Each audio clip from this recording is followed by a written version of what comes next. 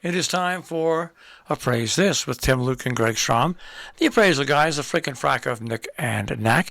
They join us on a Tuesday morning, and we take a look at incredible prices, incredulous prices, and more as we look at the auction market. Good morning, guys. Good morning. Hey, good morning. How are things? Post the weekend down in sunny Florida? Oh, never a dull moment down here. I No. have a question for you, Uh-oh. and it's a Skype related question. All right. When you call, it used to be that I would hear it ring, so I knew what it was. But now, what happens when you call? I hear a little. It sounds like a drop of water going boing, and it says join call. So I don't know if I need to make a setting change, or if there's something at No, your end. it's probably something that they did to make it a little different than the original. Do you get that same thing, Tim? Yes, it doesn't. Basically, I have to have Skype open and I wait for it to populate the calls there, and then you have to hit it twice. It's like, yes, oh, join call. It's a double verification system. It's it's the way Skype improves itself all the time. Yeah. It's like that old saying, with friends like you, who needs enemies? That's the way it is with Skype. Well, I haven't listened. They still have that god awful do when you call somebody. Yeah, they do. That's Oh, what they that's should annoying. change. That's what they should change. Change it to an old-fashioned damn phone ring. That's all as far as I'm concerned. Because that song is just, it drives me crazy. Well, I anyways. know. It's terrible. It's like hold music. It's everybody uses the same thing. And somebody probably So got a raise for coming up with that. Do you know what I mean? I mean, somebody was actually paid to come up with that. Oh, yeah. everybody has $1 million idea, but somehow I think this was more like a 29.95 idea. That's right. All right. Well, let's go to the high limit of ideas. A rare signed Kobe Bryant card hit the auction block, and they're thinking it will sell for $1 million plus. Of course, the tragic loss of his life, the incredible career that he had, and the amazing person he was, all gives this provenance. But it's signed, and of course, Kobe's known as the Black Mamba, was always known. And it is probably one of one. No other autograph version has hit the market yet. So this is, I guess, really extremely, extremely rare.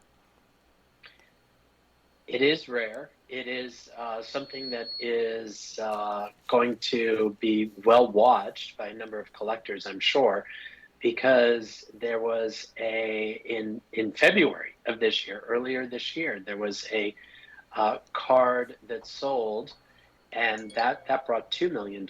So this one is obviously it's signed.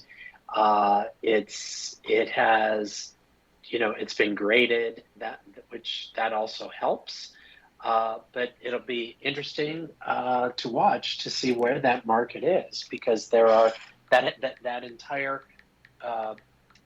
whether it's basketball, football, baseball, sports cards in general, that entire market has really been skyrocketing. Yeah, what's really rare about it, you would think there would be more than one of those cards signed. So right now, Yeah, until I saw that too. That's a little odd, don't you think? well, Well, no, he signed it. I think the person he probably signed it early on, and the person who held on to it was just genius. Well, yeah. what I'm thinking is, as you know, we've talked about this in the past. Sometimes when something rare, air quotes, comes up, after it sells, all of a sudden other ones start to come out of the woodwork. So I can't. My question is, I can't.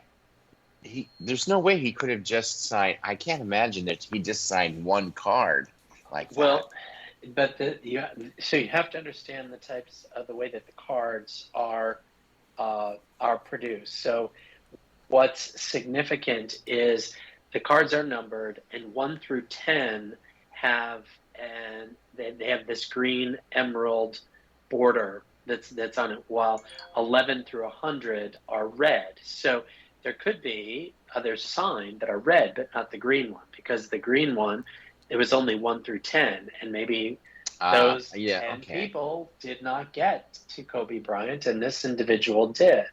So that's where that is. And the one that I was telling you that sold for $2 million was a green card, but it was not signed. So this one has the potential because it also has the signature for breaking that $2 million mark. So I think that's why they're saying that. That's why the headline, they're being conservative there. It could break $1 million. It definitely could break $1 million. And just depending on how crazy the bidding goes, it could also, it may even approach 2 million or break 2 million. And also, it is an older card. It's from 1987. So I mean, was it 87? Yeah, 1997. Pardon me. But still, it's an older card. I mean, we talk about 1997 like it was yesterday, but now it's 2021. So 22. Stop reminding me how old I am. I know. Well, it's terrible when you think that. I think back to my time in the 70s. God, that was over 50 years ago. Right. What the hell happened? I know. It's funny you mentioned that because I just got an email from a classmate of mine. I graduated in '67, so he still every 5 years now at our age. I said, why don't we just do every 2 years? Because you never know if anybody's going to make it to 5. And it just so happens that I didn't realize it, but this is going to be 56 years that I've been out of high school. It's like, oh my God, it's unbelievable where the time goes. But it's. It's a little scary, but anyways, time marches on. That's Yes, it does. Yes. I want to speak about marching on. Christie's had their Hong Kong art auction, and $184 million set 11 new records. I didn't realize they kept records like that in the auction market, like in baseball and football and stuff like that. Oh yeah. Yeah, that's how, as appraisers, that's really how we get the state of the market, is from these reports and these articles and following the sales. So yeah, they do keep records. And interestingly enough, when I first got started in this business with Tim, and he was working at Christie's, they have auction records going all the way back to when Christie's began in the 18th century. Well, so yeah, they records, keep track of all of those things.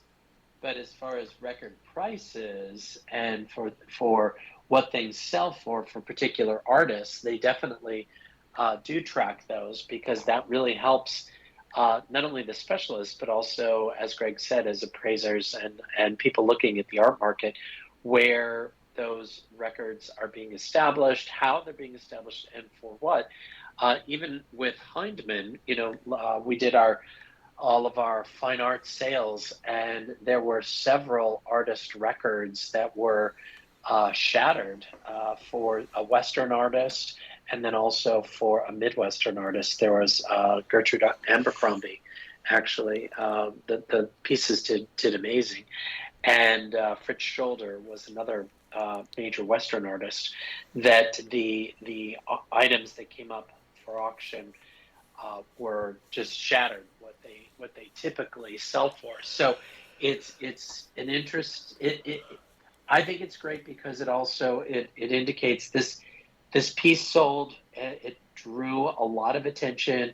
There has to be those other value characteristics around it. Why did it sell for so much? Could it be the medium? Could it be the subject? Could it be the condition? All of those things, which they don't really report, but that's what we look at as appraisers. We say, why did this particular one sell so well? And just like we talked about the Andy Warhol piece, I mean, all of these artists are having a lot of them are having banner years with these records being broken, and pieces coming to market that are selling well. And I think people are looking for a place to put their cash. They don't want to put it so much in the market that they're putting it more into the tangible items. All right, yeah, especially the way Bitcoin is going. Well, Oh, there we go. We mentioned it again. This No, show. we didn't mention the three letters, and we're not The going to three mention. okay. We're not mentioning So, those three letters. Those three letters are verboten. right. Verboten, at least for another week or two. You know, I want to get. This is a good news story, and I know that Greg, you'll like this, and Tim as well. A last-minute crowdfunding donation has brought two Aboriginal artworks back to Australia. They were going up to auction, and the state government put this together and raised the money, and they bought them, and they're going back to where they belong. Oh, that's great. That is a good story. That's good to hear because, well, by now you know how I feel about all that stuff, and I think that's really terrific. That's the good beginning to a week to find something out good like that in the art world. So, oh, that's great. That's great. I'd like to find. I'm going to have to research. I'm going to find out. I have to find out how much it's going to sell for because it hasn't sold yet, or is it just coming up? It's sold here. Let me see if I can find how much it's sold for. If they got it in here. Okay, here we go. It's sold for. Okay, it was estimated at $300,000 to $400,000, selling for $378,000. Meanwhile, the second picture went for $52,000. So that was well past the estimate of 15,000. So between the two paintings, well over $400,000. Wow, Yeah, that's well, great. one was a painting and the other was an engraved shield. Yeah. So it was more like a sculptural type of piece. But that's wonderful that was able to just go back to the country of origin. That's great. Now I want to Tim, speak. Go on. Tim actually read something to me this morning that at first listening, it sounds like it might be a joke, but it isn't. Tell him, Tim, about what you discovered in the Louvre. No, yeah, that over the weekend, I guess a man dressed up as an old lady, put on the lipstick, the wigs, the dress, the whole thing, and got in a wheelchair and went into the Louvre and when was waited in line and when they were in front of the Mona Lisa, leapt from the chairs, smeared cake on the windows, tried to beat the bulletproof glass of the Mona Lisa, and then spread roses all around. And it was an environmental protest, and before being tackled and I'm sure taken away. But there were all kinds of videos and things on social media. So I just thought, wow, what do the Mona Lisa, cake, flowers, and a cross-dressing man have in common? It's like, wow, what a weekend! And it's under the category of you can't make this crap up. Well, the whole thing. Just imagine the thought process that went into this. Okay, I want to make a social statement. Okay, I got to get a wheelchair. I got to get cake. I got to get this. I got to get that. right. Well, and I then can't you use a knife. I can't use a gun Yeah. because they have to go through all that. Yeah. So the thought process. you get it all done there, and you're there, and instead of whatever your protest was, instead of you bringing attention to what you're protesting, you brought mockery to yourself and to that community. Really, when you think about it, Exactly. I mean, you couldn't have been less successful thinking that you could get access to the Mona Lisa. I mean, Right. you shake your head and what goes through the thought process, or what goes through. Right. I know. The next thing is, are they going to they have metal detectors now? Are they going to have to put in pastry detectors. I don't know. Cake detectors. I'll apply for that job. Yeah. Well, I'll sit there. where was If yeah? if I find Where cake, was I'll he eat hiding it. the cake? But Right. but what better Let place to them have eat cake cake. thrown at art than in France? Let them eat And cake. Exactly. exactly. So I'll give the person credit for that at least. You know. There is that. I did see that story. I didn't see the video. I have to go Google that video and look at that video. I want to ask a question in our last couple of minutes here, and that's prints as opposed to real original works.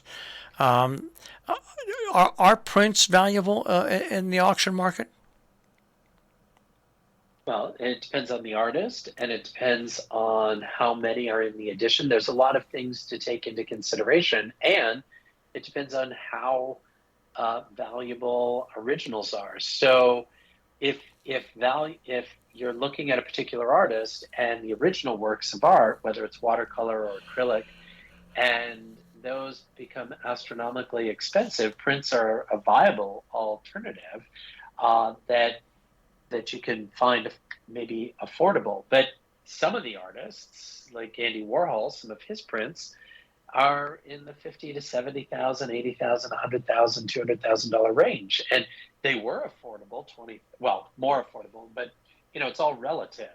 Like 20,000 or $10,000 in the 90s.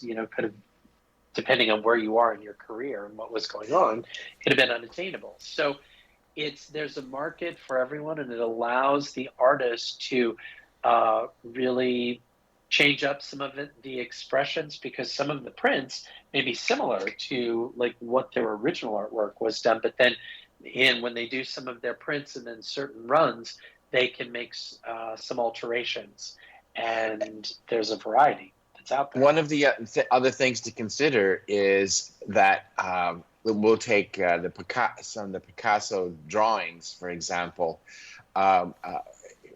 When they did reproductions series and they were numbered, it also depends on the number in the how many are in the series, as opposed to just like an open run, because Picasso being a good example, we had a client that had a number of the different series of the large pencil or ink pen and ink drawings that he had done that were in a run after the original. And if it comes from the estate, it's going to be a lot more expensive, obviously, and its provenance should be able to be discovered, as opposed to going, you see some of these Picasso prints and their prints, and that's what's confusing, because the numbered series are technically also prints. They're reproductions of an original pen and ink. And that's what's kind of confusing. People think because they have a print of a Picasso that all Picasso prints are equal, and it's not the case. It depends on if it's from the original reproduction series. It also depends on how many were done. So I mean, yes, they can be. And right now, for example, Andy Warhol, as Tim had mentioned, the things that the prints, or the number of prints that on some of these are really, really high level, and then you can get some that are a little less expensive, but it's not the same as there was a very famous Picasso print. It was color, and it showed people dancing in a circle. Every kid in college had that print hanging on their wall, that poster hanging on their wall. But that, as opposed to a print from the original series that was done, much different, much more valuable. So yes, prints can be very valuable, or they can just be a good representation of something that was original and be affordable. Well, you've answered my question because I've always wondered. I know I've seen prints that are very expensive, and to me, it's like a photocopy, but and it doesn't carry that much to me. But I guess if it's anything that's limited and it's a famous artist and it's a $1 million picture, anything that's a limited edition is going to have some value. Well, if it helps people to understand, if you think of a photograph of, let's say, Marilyn Monroe, that was taken by one of the handful of artists that have become recognizable as her photographers, those were done in series as well, but you can find reproductions of those over and over and over again, and they have very little value compared to when they were first done with the original grouping, because they're usually the famous ones a lot of times are numbered, so you know how many are in the series. But Marilyn Monroe is a good example because there are hundreds of thousands of reproductions, prints of Marilyn photographs. It doesn't mean that they don't have value. It means that they have much less value. And it's the same thing with a print or a lithograph of an original, just depending on who it is and how many were done in the original production, the original run of the reproduction. All right. Well, thank you for the answer, guys. And I want you to have a good week down there. And you're both going to be at home base next week? I will. Next week, I'll be in Chicago. I will be in Chicago next week. Chicago. Well, if this is a time of year to go to Chicago, it's now. Right. Not in the dead of summer and not in the dead of winter. Nope. That's right. That's why I'm going now. All right, guys. We'll speak to you next week. Okay. Have a great week. Take care. Bye, buddy. Bye-bye. Tim, Luke, and Greg Strahm, the Appraisal Guys, the frickin' frack of Nick and Knack with Appraise This. You'll find them on the web at tqag.com and at robinhoodradio.com. Click on demand, click on Appraise This.